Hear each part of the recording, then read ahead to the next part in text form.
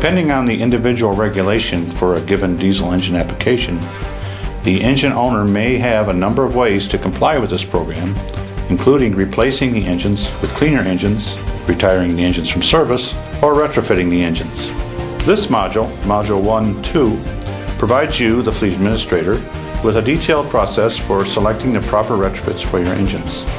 Selecting the proper retrofit devices is a crucial step in order for your fleet to be successfully retrofitted and achieve retrofit program compliance. How to select the proper retrofit.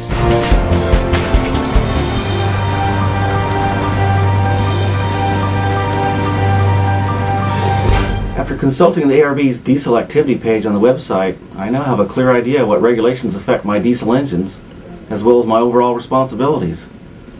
Now I want to figure out which retrofit devices are available.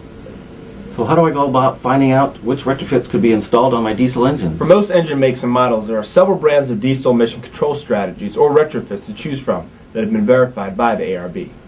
Wait a second. Verified by ARB. What does that mean and how does that help me?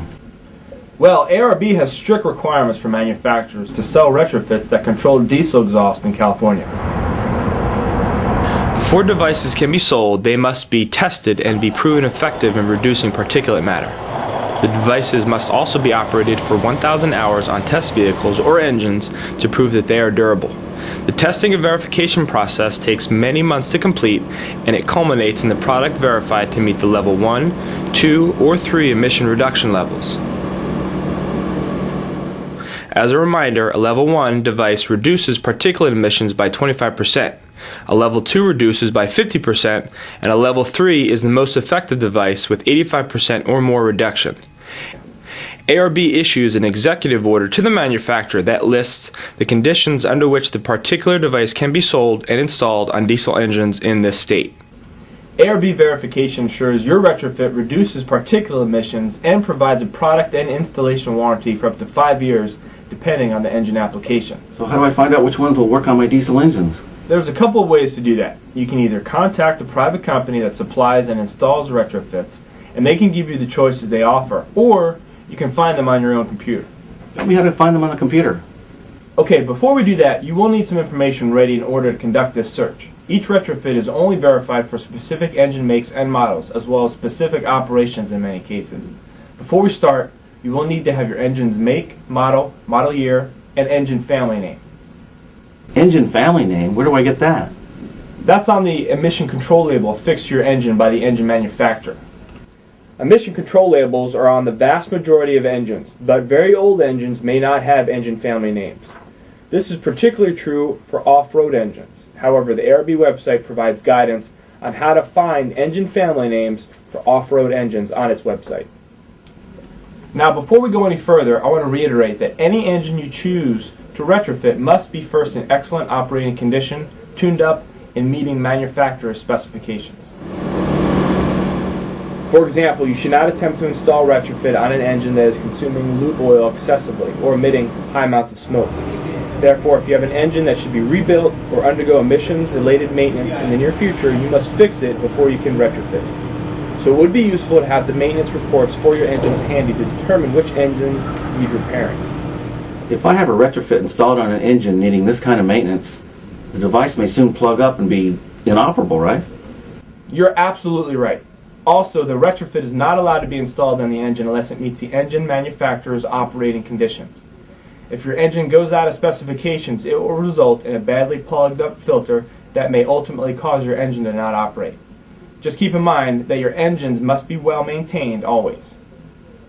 Okay, let's log into the ARB website to see the wide variety of retrofits that are available for all types of heavy-duty diesel engines. This is a very important and helpful page that you may want to become familiar with as you proceed with retrofitting your various diesel engines. Essentially, this page links you to the ARB sites that lists the various retrofit devices verified by ARB and available for all types of diesel engines, and directs you to the devices available for each specific engine family name. Let's take a few minutes and walk through this page together. Okay. Here we find the currently verified DECS table link. Now this table lists all the ARB verified retrofits for all types of heavy-duty diesel engine applications, such as trucks, buses, off-road vehicles, transportation refrigeration units, cargo handling equipment, stationary engines, among others. The applicability boxes on the right side of the table give an explanation of what the device is verified for. Since this table lists all the products currently verified, it's a valuable screening tool to confirm all the brands of retrofit devices that are available. If you were to choose to rely totally on a retrofit installer, and if that installer said that only the products it sells are available and nothing else is available for your engines, by consulting this table you can cross-check to see if that's really true. That's great. I'll have all the information at my fingertips to help me make a correct purchasing decision. What do I do next? Well, now that you have an idea of what retrofits are available, you can either contact an installer directly or do more research on your own to select the specific devices. Well, let's say I want to do this research myself. Okay, let's click on the next link on the heavy-duty DECS installation maintenance page, that being the verification database. With the engine family name you have here for your engines, you can find precisely which retrofit systems are verified for that family. Let's click on this link. First thing, up comes the verification procedure disclaimer, which you must read. Basically, it tells you that as the fleet administrator, you are ultimately responsible to evaluate whether the recommended device will function properly on your particular engines. In addition, ARB's executive order for a given device must be reviewed by you to make sure you understand any special conditions for using the device on your engines. Great. Do I check the box now? Sure. A new page is going to come up which gives you 3 ways to browse the available retrofits. You can browse by selecting the name of the mission control system itself, or by selecting the engine model year, make, and displacement. Or another way would be by inputting the engine family name, which is the most direct way to see which devices have been verified for this engine. Let's put in your engine family name to demonstrate. Up comes the actual retrofit device verification database page. There are 13 retrofit devices listed for this engine family. There's quite a few choices, huh? How do I choose the right one? That is to a major degree dependent on the regulation that controls the emissions from your type of engine application. Most of the regulations require the highest level DECS, that being a level 3. So I would advise you to ignore the less efficient level 1 and level 2 devices for now, and begin reviewing the level 3 devices. You can click on a given device name to understand how it works, and then click on the executive order column to confirm that this device should potentially function on your vehicle as long as all listed conditions are met. This is a very important step because there are specific criteria established for each device and its engine application. Such criteria may include the minimum exhaust temperatures required for the device, as well as compatibility with biodiesel fuel, with exhaust gas recirculation or EGR, and numerous other conditions. This seems very technical. Is it necessary I read about all these products? It's to your benefit to be fully aware of the retrofits that potentially may or may not work in your fleet. Also, there could be significant functional advantages that might make one brand of a device clearly the superior choice for you. Doing this homework will help you in making the correct purchasing decision. After I select a retrofit, what should I do? Can I install it myself? Whether or not to install it yourself requires careful consideration. Retrofit device manufacturers require that installers to be trained by the manufacturers. Installers are required to warranty their installations also. Retrofits come with warranties of up to 5 years, depending on the engine application, but manufacturers will not necessarily honor that warranty if the device was poorly installed. If you have staff technically capable of performing the installation to the manufacturer's requirements, then you will need to contact the manufacturer to obtain the training for your staff. Otherwise, you'll need to choose a manufacturer-trained installer. On the heavy-duty DECS installation maintenance page, you can click on the appropriate link to find a list of the installers. Okay, what's next? Up to this point, the retrofit selection procedure we've been discussing essentially applies to all types of heavy-duty diesel engines. However, there is some additional information you should know when selecting retrofits for off-road diesel engines. Let's cover that now, okay? Sounds good. You follow the same steps in navigating the ARB website to arrive at the retrofit device verification database page for your given off-road or stationary engine family. Here, you will see a list of level 3 and level 2 devices, as only these two levels are allowed on these engines. You will need the engine family name to determine which retrofit devices will be available for your engine. However, engine family names are often not found on the engine labels for off-road equipment, so you may need to contact an installer to help you identify your engine family. As I mentioned, the oldest engines may not have engine family names. If the installer can't identify it, the installer will then contact the engine manufacturer with the engine serial number. With the serial number, the manufacturer can readily determine the engine family name.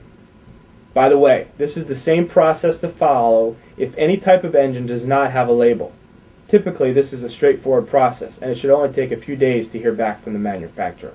When you have the engine family name, you can go back to the ARB website, make your retrofit selections, and read the corresponding ARB executive orders.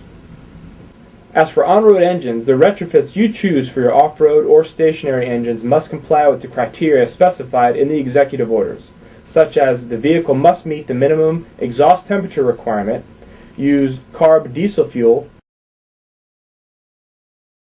only 20% biodiesel is allowed, and so on. Now, on off-road vehicles, what if this level 3 retrofit cannot be physically or safely installed? Let's discuss that. As with all retrofits, most likely you'll want to begin with selecting level 3 devices for your engine, since they're the most effective in reducing PM. Once you have made some preliminary selections of the level 3 retrofits, the installer needs to examine your engines to determine if the installation of these devices can physically be accomplished and meets government safety regulations. If the installer and retrofit manufacturer conclude that the given retrofit cannot be installed safely or otherwise on your engine, the manufacturer or installer will have to issue a letter to you indicating this condition. Any such letters you receive will need to be kept on file, and you'll have to complete this procedure for all level 3 devices first before you can consider any level 2 devices.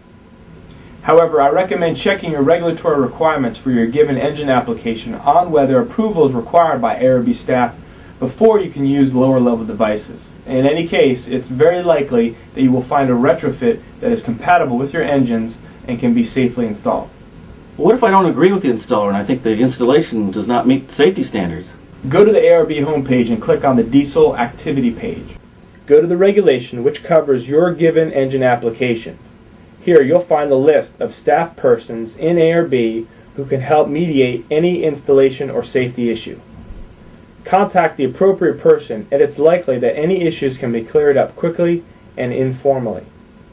For your off-road engines, you can pursue a formal process to request a safety exemption which is explained on the web page.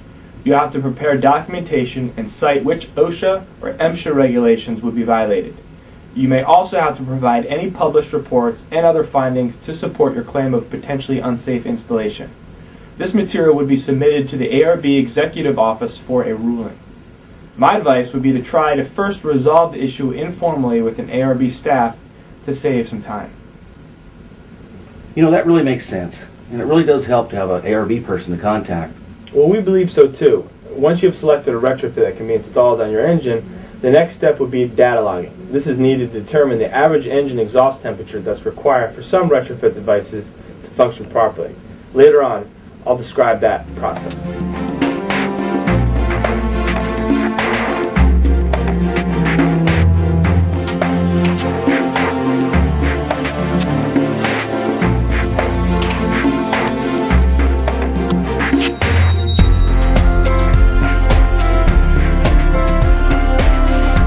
Be sure to watch the remaining video modules in this series, Emissions Retrofits, What Diesel Fleet Administrators Need to Know.